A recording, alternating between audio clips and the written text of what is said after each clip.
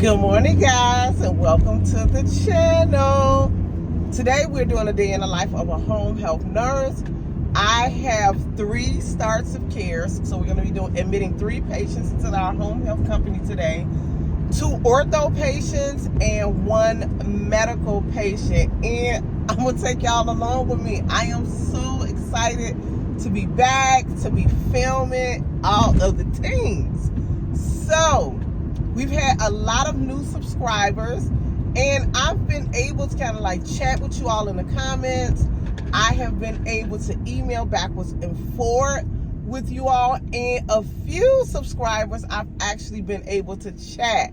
So that being said, I have tons of content that's coming. I've gotten a lot of questions that I'm realizing are commonly asked questions, especially for people that are new and just coming to the home health field. I'm gonna get my day started. I have to accept my visits on my tablet. If you are new to home health, we use HCHB, Home Care Home Base, for our EMR software, our EMR system. And in the morning time, you have to accept your patients and sync your tablet in order to access their charts. So we're going to be doing that, and we're going to get our day started, okay?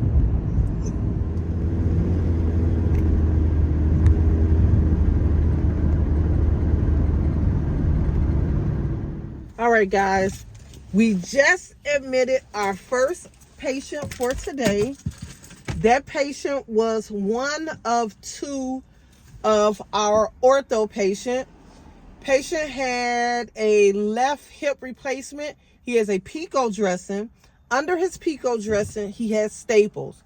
This particular surgeon's protocol is to remove the Pico dressing, and I'm going to try and add a picture of a Pico dressing just in case you've never seen one or you're not familiar with it.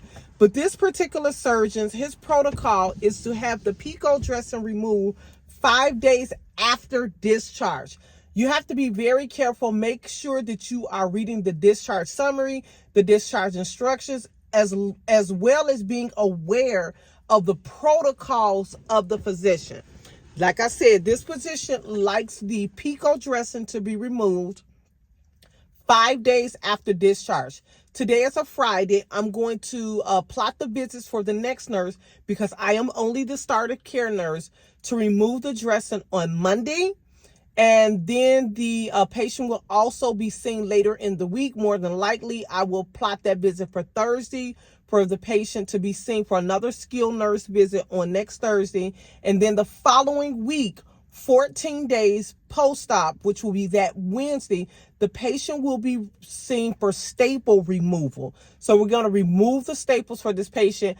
At the end of this video, I'm going to talk about wound care orders and things to include and to make sure that you include in your wound care orders for your patients. But one thing I really wanted to share with you all for this patient right here, this patient, although he is an ortho patient, you have to remember that these patients are individuals, and you are developing an individual plan of care for your patients. This patient has a complex medical history as far as cardiac. 2 years ago, he had open heart surgery.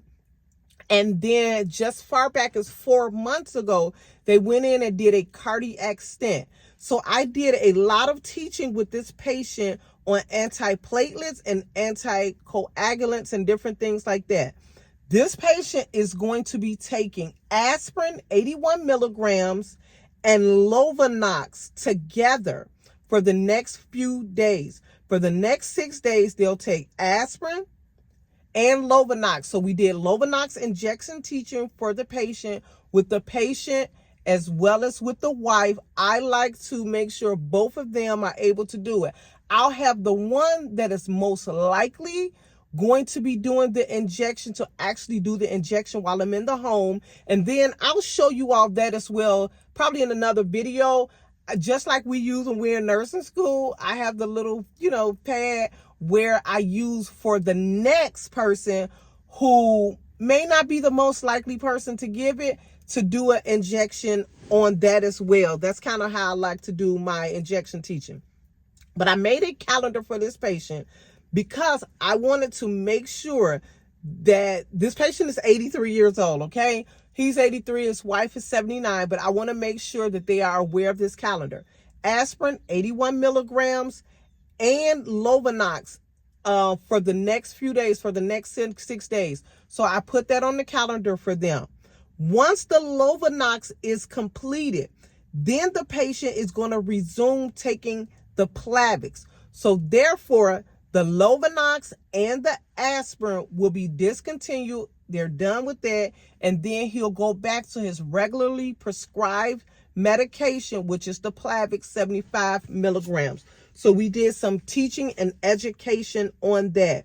The other thing that I want to kind of just point out is not so much with this patient, but be mindful of patients that are on aspirin already. You want to make sure that you are really reconciling these meds. All right, guys, sorry, my phone cut off. But make sure that you're really reconciling the meds with the patients.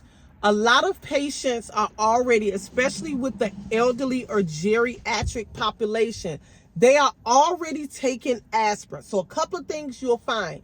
You will find that they will just have it imprinted in their mind that they're just going to be taking the aspirin once a day per usual.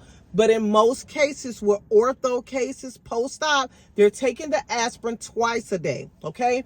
The other thing that you have to identify is when you're in the home and you're reconciling these meds, you need to actually be seeing the pill bottles and have the discharge instructions side by side, okay? A common thing that I often find with ortho patients is either prior to the surgery, they were taking 81 milligrams once a day, or they were taking 325 milligrams once a day. And they will just resume taking that.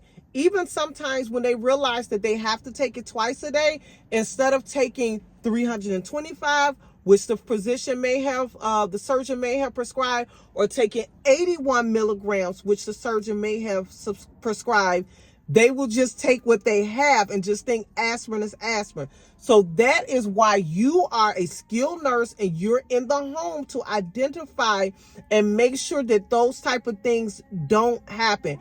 You must be very careful when reconciling the meds. These patients are trusting you and the physicians are trusting you. I'm going to go on and see patient 2 and possibly 3, and then I'll pop back in. If there's anything to share about those patients, I will, but I kind of want to definitely get into talking about the skill, the wound care order for this particular patient and things to include in your wound care orders. So I'll be back. All right, guys, we're right down the street from patient number 2. I wanted to share that this patient is also an ortho patient. This patient is a left knee. We're also going to be doing an INR for this patient. If you're not familiar, you can do an INR with what they call a Coagucheck machine. This is very similar to doing a finger stick for a glucose machine. So this is the machine here. And you have strips for it, just like you would have strips for a finger stick for a diabetic to take their blood sugar.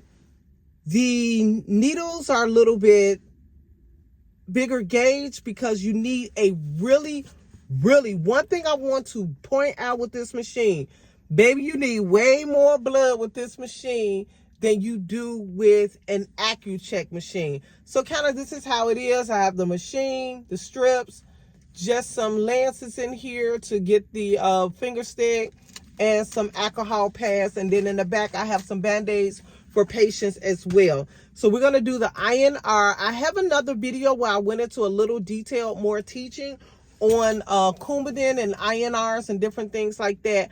I will link that video at the end of this video. So we're going to get in, see this patient, and then I want to talk about the wound care teaching.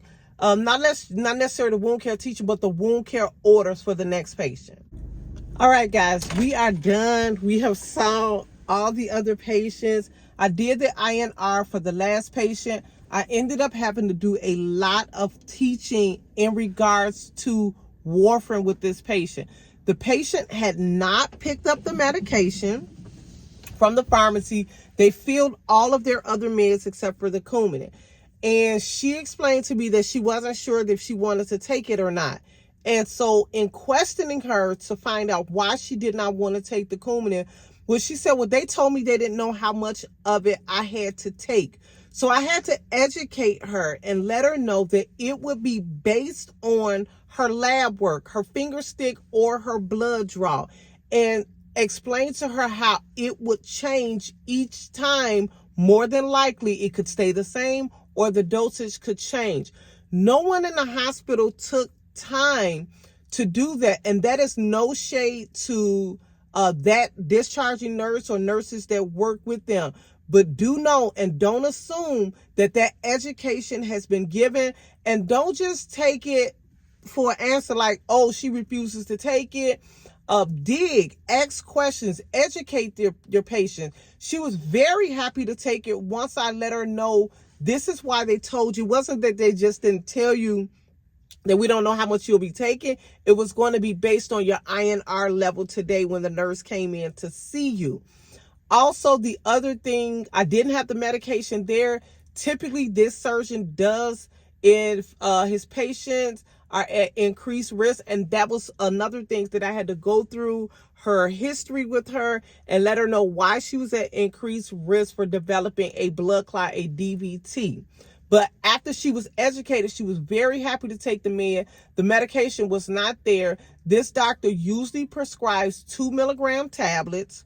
So I explained to them how the pill could be broken in half and scored according to the dosage.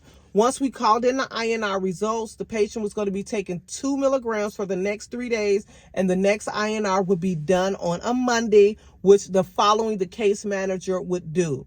I also explained to them occasionally the lab may draw the INR for them rather than the nurse doing it, but this particular physician does like the nurse to do the coagu check. So I'm going to talk about the order for let's talk about the wound care order. Your wound care orders, wherever you're working in a hospital, in a long-term care facility, wound care orders should be very specific and very detailed. You may not, just because they should contain certain things anyway, but don't assume, oh, I'll be the person that's coming back to see this patient so I can kind of, skip here, skip there. You may not be that patient, that nurse coming back. Probably 99% of the time, I am not the nurse that's going to come and see the patient again, because I am an admission nurse. It's very rare that I go back and see a patient. However, they should just be detailed. They should include different things like the location, what type of dressing the patient has on, when is the dressing to be removed, and other things like that. So for the first patient who we did that had the Pico dressing, this patient, and this is what I specify in the wound care order: left hip incision, posterior, lateral, with a non-removable Pico dressing. The Pico dressing is to be removed 5 days after discharge, per discharge summary. The Pico will be removed during skilled nurse follow-up visit on, and then you give the date, and replaced with a Telfa or island dressing. So you have to give instructions once it's taken off. What are we going to be doing? The next thing I put down is that the staples will be removed. This physician order is specific. It says no sooner than 14 days. And you want to include that because it gives your facility some wiggle room if they need to remove the staples after that. So no sooner than 14 days post-op. Then I included that the tentative staple removal date is, and then I included that date. Once the staples are removed, steri strips are to be placed over the incision line and then left open to air. You may apply a dry dressing, abdominal pad secured with tape, or island dressing if drainage is noted. Skilled nurse to notify the physician, I stated the physician's name and phone number, team if drainage is noted. Also, prior to staple removal, skilled nurse to notify doctor, stated the doctor's name, nurse, gave the phone number for the nurse prior to staple removal. And that's because this physician likes you to discuss different, if you feel that the staples really need to remove. Sometimes they'll have you to send a picture over, different things like that. But wound care orders should be very specific and very detailed. I'm also in another video going to share the things that I include in the INR orders. I don't want to make this video very long. And at the end of this video, I'm going to include some pictures of pico dressing. So stay around for that. Like I said, I'm very excited to be back. I'm excited to be back working. I'll share a little bit more about that in an update video. I'm excited to be back recording videos. If you have any home health questions or nursing questions, please ask them down in the comments, and I will see you guys on the next one. Bye.